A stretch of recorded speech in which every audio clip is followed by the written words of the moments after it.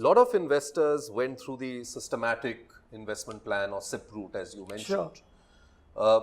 So at this point of time, I keep seeing on social media a lot of people talking about, should we stop our SIP right now because markets are falling? Correct. And the whole idea of an SIP is to accumulate more when markets fall. Correct.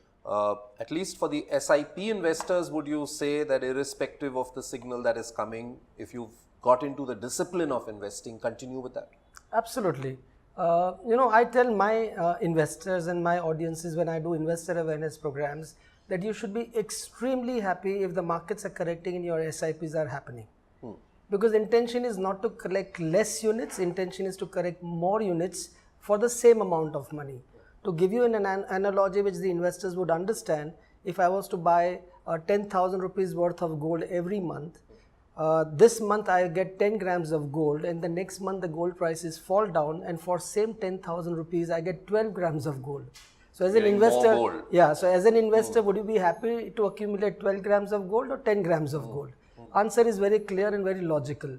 But unfortunately, investors don't understand that more units is better than less units. So they start to panic during these kind of volatile times and they stop their SIPs. Instead of that, I would only recommend to them that they should continue their SIP. If at all, they should increase their SIP values during such times, because intention, your goals are 10 years, 20 years and 30 years away.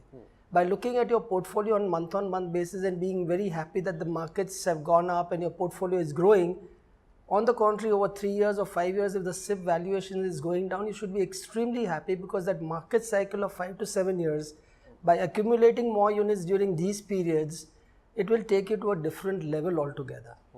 So the advice is to the investors currently, those who have invested and not seen correction so far, continue your SIP or add on to your SIPs. Mutual fund investments are subject to market risks.